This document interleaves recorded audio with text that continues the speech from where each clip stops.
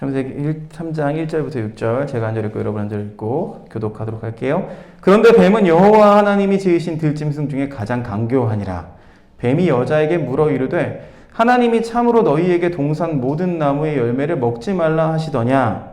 여자가 뱀에게 말하되 동산 나무의 열매를 우리가 먹을 수 있으나 동산 중앙에 있는 나무의 열매는 하나님의 말씀에 너희는 먹지도 말고 만지지도 말라 너희가 죽을까 하노라 하셨느니라. 뱀이 여자에게 이르되 너희가 결코 죽지 아니하리라. 너희가 그것을 먹는 날에는 너희 눈이 밝아져 하나님과 같이 되어 선악을 알 줄 하나님이 아심이니라. 여자가 그 나무를 본즉 먹음직도 하고 보암직도 하고 지혜롭게 하여금 탐스럽기도 한 나무이니라. 여자가 그 열매를 따먹고 자기와 함께 있는 남편에게 주매 그도 먹은지라. 아멘. 여러분 오늘은 죄에 대한 이야기입니다. 죄. 여러분 죄 있으십니까? 자신 있게 대답을 못해요. 그렇죠? 뭔가 이게 꺼림직하죠. 그죠? 죄 얘기하면은 여러분 나 몰래 한 뭐가 있지? 뭐 부모님이 일단은 우리가 뭐 거짓말을 하거나 아니면은 뭐를 숨기거나 이런 부모님은 딱 눈치를 봐도 아신대요. 그렇죠? 눈치만 딱 봐도 안 돼요. 엄마 아빠가 돼 보니까 알더라고요. 그렇죠? 거짓말하면 알겠더라고요. 딱 눈치만 봐도 알아요. 그러니까 그렇게 뭔가 속이고 할 때 여러분 너 오늘 무슨 일 있었어? 라고 부모님이 물어보면 굉장히 뭔가 마음에 꺼림직한 게 있어서 제대로 말을 못하거나 아니면 뭔가를 둘러대거나 이런 모습들을 볼 수가 있죠. 그래서 죄에 대해서 교회에서 이렇게 물어보면은요 많은 신앙인들이 굉장히 뭔가 꺼림직하게 이 죄의 문제, 내 안의 죄의 문제가 해결되지 않았다는 것을 아는지 굉장히 꺼림직하게 대답을 하곤 합니다. 여러분처럼 그렇게 이야기해요. 자, 창세기 2장 19절 말씀, 우리가 3장 말씀 봤지만 2장 19절 말씀을 한번 돌아가 볼게요. 여호와 하나님이 흙으로 각종 들짐승과 공중의 각종 새를 지으시고 아담이 무엇이라고 부르나 보시려고 그것들을 그에게 이끌어 가시니 아담이 각 생물을 부르는 것이 곧 그 이름이 되었더라 했습니다. 자, 여호와 하나님께서 모든 들짐승과 하늘의 새를 만드시고 자, 그것들을 여자를 만들기 전에요. 여자 사람을 만들기 전에 아담을 돕는 배필로 쓰려고 먼저 데려온 거예요. 그리고 아담이 이들한테 이름을 지어줬습니다. 그러니까 들짐승, 수많은 들짐승과 날짐승의 이름을 지어줬으니까 오늘 등장하는 이 뱀에게도 분명히 이름을 지어줬겠죠. 그쵸? 넌 뱀이야 라고 이렇게 이름을 지어줬겠죠. 물론 한국말은 아니지만. 자, 그러면 뱀은 히브리어로 뭘까요? 보니까 나카시. 여러분 뱀 소리랑 비슷하죠. 그쵸? 발음 자체가 비슷하죠. 히브리어는요. 이렇게 그 발음에서도 느껴지는 그런 뭐랄까요? 그런 뜻들이 있어요. 그래서 나하시. 근데 뱀이 들짐승 중에서 가장 강교했대요. 강교하다. 강교하다라는 표현은 뭐예요? 긍정적인 의미로 쓰이면은요, 이게 분별력이 있고 신중하다. 뭐 이런 표현이 될 수가 있을 것이고요. 또 부정적인 의미로 쓰이면 교활하다. 라고 우리가 생각하면 될 것 같아요. 신약 성서에서는 남을 속이려고 교활하게 음모를 꾸미는 그 심보를 가리켜서 여러분 이 단어가 사용되기도 했습니다. 근데 여러분 솔직히 성경 어디를 찾아봐도 이 사탄이 뱀에게 이렇게 들씌워진 건지 아니 그렇게 뱀이 강교해진 건지 아니면은 뱀이 그냥 사탄 그 자체인지는 잘 모르겠어요. 근데 나카시란 말을 보니까요 어떤 말과 비슷하냐면 점을 치는 행위와 비슷하대요. 점을 치는 행위를 가리키는 단어랑 비슷하대요. 그게 뭐냐면 라카시. 나하시랑 라카시랑 비슷하죠? 그렇죠? 발음 자체가 비슷합니다. 소리가 비슷해요. 창세기 3장 1절에 뱀이 등장하는 이유는요. 그래서 왜 굳이 뱀일까? 라고 생각했을 때 여러분 이거 보세요. 사진 보세요. 이거 뭐예요? 투탕카멘. 이거 뭐라고 부르지? 이 사람 뭐죠? 파라오라고 부르죠. 바로. 그렇죠. 우리가 알고 있는 바로. 파라오. 그러면 머리 장식에 뭐가 보여요? 그렇죠. 뱀이 있어요. 머리에 뱀이 있어요. 당시에 이 성경이 쓰여졌을 당시에 그 당시에 사람들이 이 뱀을 가지고 점을 치는 행위를 했다는 거예요. 뱀을 가지고 점을 칩니다. 그래서 뱀이 동물 중에서 가장 지혜롭다고 믿었으니까 이 왕의 머리에 뱀의 장식을 해놓은 거죠. 그래서 이 성서 기자는요, 이 뱀을 3장에 등장을 시킨 거예요. 그러면서 야, 너희들이 생각하는 그런 믿음이 얼마나 무서운 범죄로 이끄는지를 에둘러서 이렇게 표현한 거죠. 당시 사회의 모습을 적나라하게 말씀에 보여주고 있는 거예요. 지금 시대랑 이렇게 구분하면 안 돼요, 여러분. 지금 시대에 대입해서 왜 하필이면 뱀이야? 뱀이 나쁜 동물이라서 그래? 뭐 이런 식으로 생각하면 안 돼요. 당시 사회가 이 뱀을 굉장히 신성하고 지혜로운 동물로 여겨서 왕의 머리에 이렇게 올려놓을 정도로 우상화하고 있었다는 거예요. 자, 교활한 뱀이 여자한테 먼저 말을 겁니다. 뭐라고 말을 거나요? 도발하는 어투로. 도발하는 어투가 뭐야? 이렇게 이야기해요. 야, 하나님이 동산의 나무는 일체 아무것도 먹지 말라고 하셨다지? 여러분 이거 맞아요, 안 맞아요? 맞지 않는 말이죠, 그쵸? 창세기 2장 16절 17절 말씀 보니까요, 동산 각종 나무의 열매는 내가 임의로 먹되 다 먹어도 되는데 선악을 알게 하는 나무의 열매는 먹지 말라고 했어요. 근데 뱀이 뭐라고 물어봤다고요? 얼토당토않게 이 말을 왜곡합니다. 그쵸? 왜곡해서 야, 하나님이 동산에 있는 나무는 먹지 말라고 했다며? 나무의 과실을 먹지 말라고 했다며? 이렇게 이야기하니까 당연히 대답할 수밖에 없죠. 그쵸? 당연히 하와가 대답할 수밖에 없어요. 이렇게 뭐라고 얘기하냐면 항상 사탄은요, 항상 악한 세력은요, 우리에게 이런 질문을 해요. 뭐라고요? 정말 그렇게 말했다고? 야, 성경이 정말 그렇게 말했다고? 야, 이거 생각해 보세요. 엄마 아빠의 말씀을 어기고, 그쵸? 엄마가 빨리 들어오라 그랬는데 놀러 가는 거야. 야, 엄마가 빨리 들어오라 그랬어. 야, 정말 그렇게 말했다고? 아니야. 뭐 이러면서 유혹을 하죠. 그쵸? 유혹할 때 가장 많이 쓰는 말이 정말 그렇게 말했다고? 이게 뭐예요? 상대방한테 의심을 불러일으킵니다. 그렇게 도발하는 거예요. 사탄이 의심을 할 수밖에 없게 그렇게 말을 해요. 말로, 강교한 혀로. 자, 이 뱀의 엉뚱한 질문을 듣고 나서 2절과 3절 말씀 보니까 여호와의 명령이 무엇인지 뱀한테 알려줍니다. 근데 이 대답을 들은 뱀이요, 4절과 5절에서는 야, 그 명령이 터무니없다 라고 또 도발을 합니다. 이런 게 이어지죠. 성경 전체에서 여러분, 하나님께서 자기 백성을 수시로 시험하는 이야기가 등장을 하는데요. 공부하고 나면 시험 치죠. 그렇죠? 공부를 잘했는지 못했는지를 파악하기 위해서 우리는 시험을 봅니다. 근데 공부의 수준이 높아질수록 시험의 난이도도 정비례하죠. 같이 높아집니다. 시험이 쉬워지는 일들이 별로 없습니다.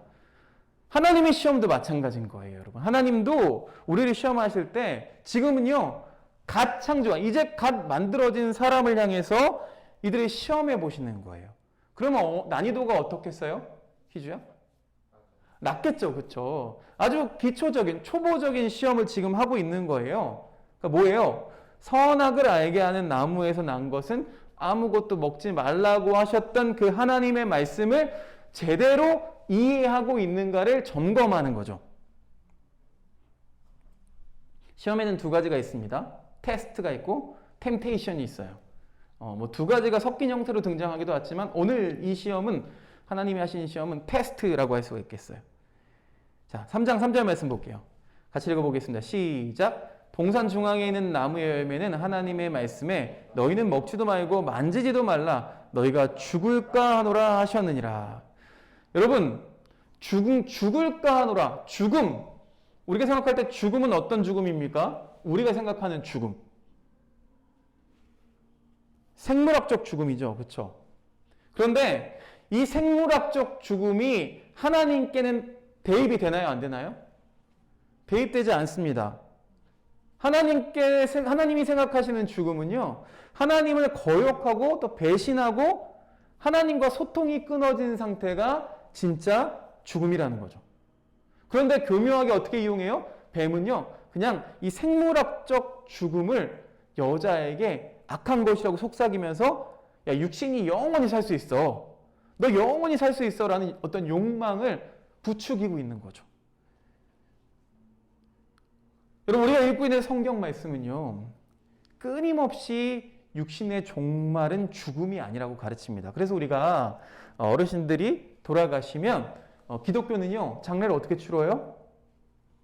하늘 가는 밝은 길이 끝난 게 아니라 하늘로 가는 밝은 길이 또 열려서 그 이후에도 하나님과 동행하는 삶이 있다고 생각하고 그렇게 막 슬퍼하지 않아요. 그렇죠? 동양의 어떤 장례는 아이고 아이고 하면서 막 울고 이 고글하는 사람이 따로 있을 정도였어요.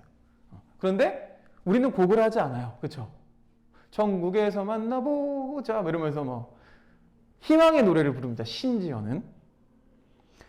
그런데 여자가 여러분 이 점을 제대로 통찰하지 못하고 이 이후에 내 죽음이 생물학적 죽음이 아니라 하나님과 관계가 단절되는 죽음이 진짜 죽음이라는 것을 까맣게 잊어버리고 결국엔 뱀의 꼬임에 넘어가고 말죠. 그러면서 뱀이 뭐라고 이야기해요? 5절 말씀 보니까 너희가 그것을 먹는 날에는 너희 눈이 밝아져 하나님과 같이 되어 선악을 알 줄 하나님이 아심이니라. 뭐라고요?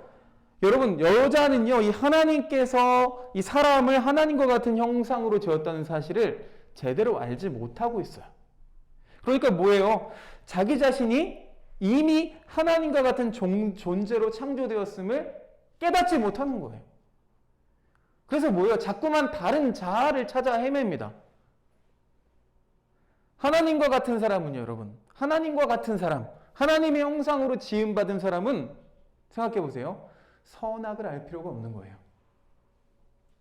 그러니까 선악과가 필요 없는 이유는요, 그것을 금지해서 하나님이 뭐 시험하기 위해서 그런 목적으로 지었다기보다는 왜요? 사람에게는 하나님의 형상으로 지은 사람에게는 선악을 알 필요가 없는 거예요. 그냥 그 존재 자체가 선하기 때문에. 하나님이 만들어 놓으시고 뭐라고 말씀하셨어요? 좋다. 그쵸? 그게 무슨 뜻이라고 그랬어요? 선하다. 보기 좋다. 이런 뜻이잖아요. 다 선한 거였다고요. 새삼스럽게 뭐 호불호를 가리거나 시시비비를 가릴 필요가 없다는 거죠. 그런데 사람이 자기 중심의 의식을 개발하면은요, 할수록 하나님에게서 멀어지게 된다는 거예요. 내 생각, 내가 유리한 어떤 것, 나의 욕망, 이런 걸 생각하면 할수록 하나님과 멀어지게 된다는 거예요. 그러면서 어떻게 이야기해요? 자기에게 유익이 되는 것만 착한 거라고 이야기하는 거예요. 나한테 해를 끼치거나 조금이라도 피해를 주면 어떻게 되는 거예요? 그건 악인 거죠.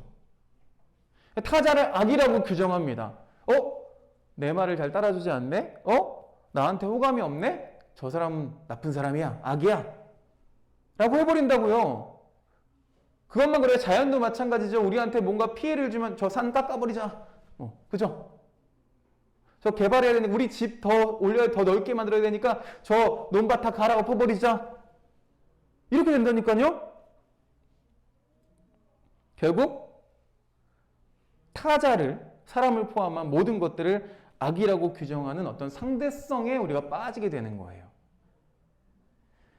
뱀은 하나님의 말씀을 뒤집습니다. 뭐라고 뒤집어요? 반드시 죽으리라 하신 말씀을요, 결코 죽지 않으리라 라고 뒤바꿉니다. 완전 반대로 바꾸는 거죠.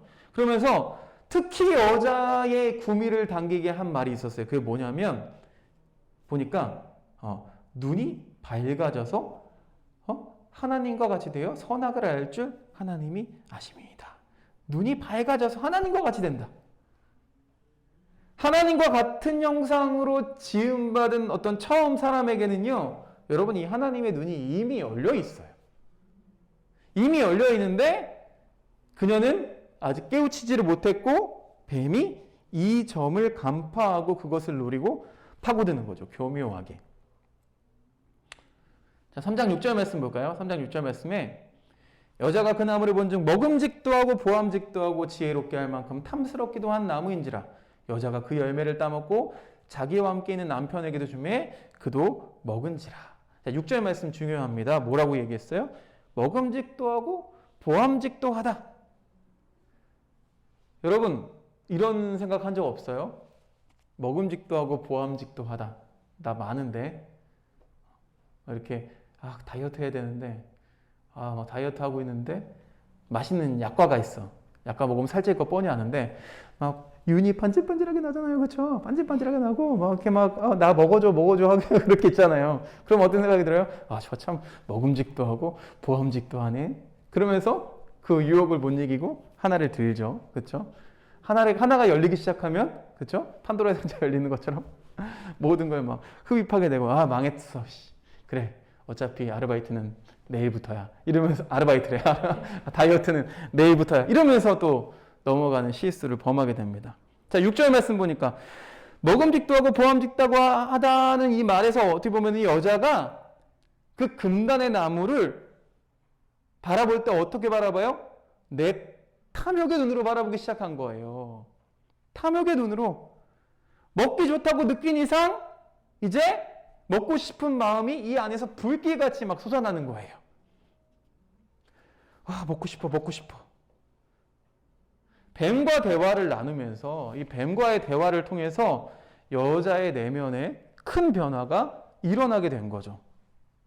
어떤 변화예요? 하나님의 법을 어기고 자기 중심으로 선악을 분별하게 되죠.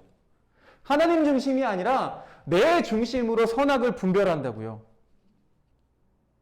그렇게 분별하면서 어떻게 되길 원해요? 위대한 엘리트가 되길 원해요. 내 욕망을 충족함으로써 나만의 멋진 생애를 살아보려는 그 헛된 꿈이 막 이 안에서 이글이글 타오르기 시작하는 거예요. 그래서 과감히 그 나무의 열매 중 하나를 따먹고 말았고 하나를 더 따서 남자에게도 주었을 때 또 남자도 그것을 군말 없이 받아 먹습니다. 왜 그래요? 똑같이 욕망과 탐욕이 있었기 때문이죠. 남자 역시 힘센 영웅이 되고 싶었고 행복하게 살려는 욕망이 이 안에 있었다고요. 자, 이러한 욕망이 여러분 비단 이 시대에만 아담과 하와에게만 있을까요? 여러분에게는 이 욕망이 없으세요? 역사를 보니까 모든 시대의 모든 인간이 이 욕망을 지니고 있죠. 이 욕망이 결국에는 우리를 하나님으로부터 멀어지게 만드는 거죠. 이 욕망이 우리를 우리의 이웃과 이 자연으로부터 멀어지게 만들어요. 사랑하는 우리 하나팀지 여러분, 죄의 문제를 해결하는 것이 우리가 하나님과 가까워지는 방법입니다. 그 죄의 문제를 해결하는 것이 단절된 우리와 창조 세계를 잇는 방법이에요. 그 죄의 문제를 해결하기 위해 오늘 우리에게 어떤 분이 오셨어요? 예수님이 찾아와 주셨죠. 그 죄의 문제를 해결하기 위해서 하나님의 독생자 예수 그리스도를 보내주셨어요. 그래서 어떻게 했어요? 단번에 십자가에 달려서 돌아가시고 그분을 믿으면, 그분을 나의 주인으로 믿고 의지하면 믿는 모든 자에게 이 죄로부터 회복시켜 주셨죠. 하나님과 단절된 그 관계가 이어지게 되었죠. 우리가 기도할 때 예수님의 이름으로 기도하잖아요. 그렇죠? 이건 무슨 뜻이에요? 하나님과 나 사이는 이 죄와 욕망 때문에 단절되었지만 그것을 이어주는 역할을 누가 한다고요? 예수 그리스도께서 하시기 때문에 예수님의 이름으로 우리는 기도를 합니다. 다시 한번 물어볼까요? 여러분, 죄 있으십니까? 여전히 우리에게 고민이 많죠. 내 삶을 돌아보면 이런 하와와 아담 같은 욕망이 여전히 꿈틀대고 있어요. 저 보암직도 하고 먹음직도 하고 저걸 가지면 내가 더 잘 될 것 같고 이런 욕망이 우리 안에 꿈틀거리고 있어요. 그러나 우리는 믿고 의지해야 돼요. 내가 내 안에 있는 그 모든 욕망과 그 죄의 문제에서 나를 자유롭게 해주시는 예수 그리스도를 믿기 때문에 나는 그 죄로부터 자유해질 수 있어. 나의 모든 죄의 문제는 예수 그리스도께서 대신 지셨어. 자신 있게 대답할 수 있으면 좋겠어요. 여러분 죄가 있으십니까? 네, 죄가 있지만 그 죄를 우리 예수 그리스도께서 대신 지셨습니다.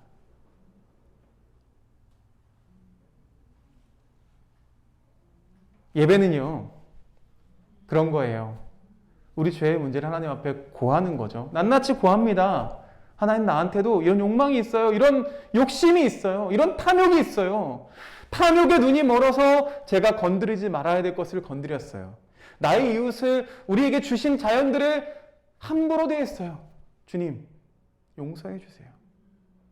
이 예배를 통해서 다시 한번 그 끊어졌던 하나님과의 관계를 잇는 거예요.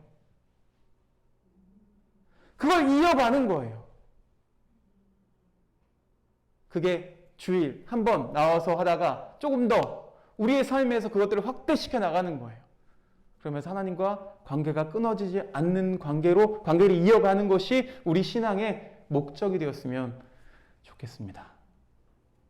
사랑하는 하나 팀즈 여러분, 죄에 대해서 이야기하면 한도 끝도 없어요. 끝이 없어요. 그러나 오늘 이 원죄, 우리가 말하는 원죄에 대해서 다루어 봤습니다.